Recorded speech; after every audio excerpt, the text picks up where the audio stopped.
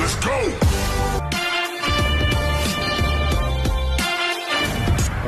What's up mga ka-real? Welcome back to my channel. Yan, another day, another vlog na naman. Geng sa lahat. So for today's video, tara mga ka-real, samahan nyo ako. Isusurprise ko yung aking josawa. Yes, 15 years wedding anniversary na namin. So yun. At so yun mga ka-real, naisipan kong magbigay sa kanya ng regalo. Sabi ko, sa 15 years, grabe, natiisan ko yung toyo niya. Alam niyo naman kasi mga ka-real, yung mga asawa natin, di ba? Pag mali sila, tama sila. Pag mali sila, tama pa rin sila. Kaya, hayaan mo lang, tama talaga. At yun na nga, habang papasok na nga ako dito sa SM Molino, ayun, grabe, nakasalubong na naman ako ng traffic na naman. Papasok na lang, ano ba nangyayari sa mundo? OMG! At ito na nga mga ka-real, naglalakad na nga ako papasok ng SM Molino. Sabi ko, hay nako, makakapagpalamig din sa loob. At ayun nga, habang naglalakad ako, napansin ko lang si Manong Guard. At sabi ko kay Manong Guard, oh kuya, ang pogi mo, kaso parang kabuwanan mo lang. Joke lang kuya, just kidding aside. Yan, thank you. At ayun, naglalakad na nga ako papasok, nag-iisip ako ng iririgalo ko sa kanya. Actually mga ka-real, wala pa ako naisip sa kanyang regalo.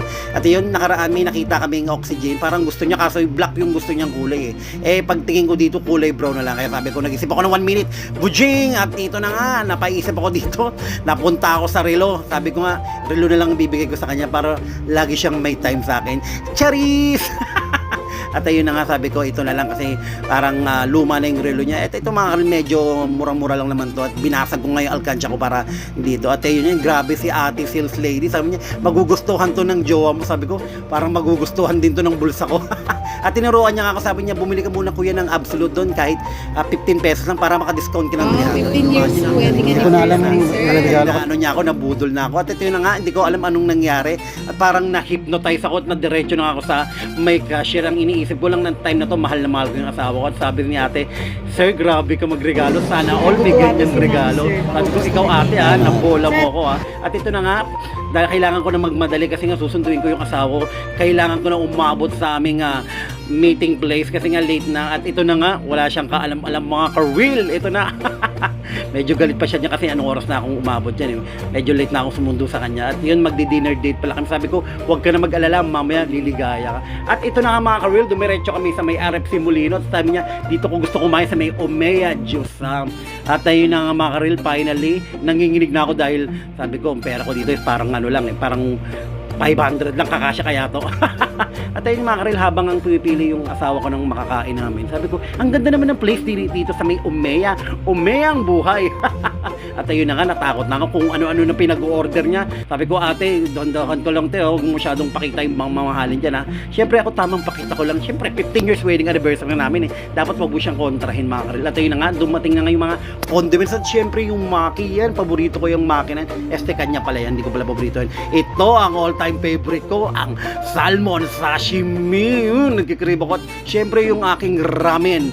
Iyan, hindi sa'yo, hindi sa kanila. Ramen. Ramen pala yun. At ayun na nga, nagpakit na kami yan. Sabi ko, kakain na nga tayo. At sabi ko sa kanya, maya-maya, makikita mo ang aking regalo. Labi, nabubulo na ako. At ayun na nga mga ka-real, while waiting, at sabi ko, nabali yung ano niya daw, yung chopstick. At ito na mga ka-real, lumapang-lapang kami dyan, nag-toss pa kami ng chopstick. Tapos sabi ko, gutom na ako, kakain muna ako. Mamaya ko na ibibigay yung surprise ko sa kanyang relo. Siyempre mga ka-real, diba? Deserve ng mga asawa natin yung ganyan, yung mahalin natin sila, alagaan natin sila. Ayun lang mga ka-real, masaya na yung mga asawa natin, lalo na kung sila ay workaholic kagaya ng asawa ko, isang tamang subo ko. At ito na nga mga ka-real, ang hinihintay. Di man araw-araw na makangiti, ilang beses na rin tayong umihindi. Di na mapilang ang ating mga kumuhan. Away ba't di natin di na mamalayan? Itong Medyo buki lang tayo sa pagbigay ng regalo, pero okay lang yung mga ka-real. Ang importante, nagawa natin yung ating mission at ayon. Maraming salamat mga ka-real sa pagsubaybay ng aking walang kwet ng vlog. So yun, keep safe, God bless, thank you mga ka-real. So yun, lagi nyo tatandaan, magmahalan lang, love lang. At yun, kahit may topak yung asawa nyo, mahalin nyo kasi wala na tayong magagawa yan Pinakasalan nyo yan So yun, goodbye.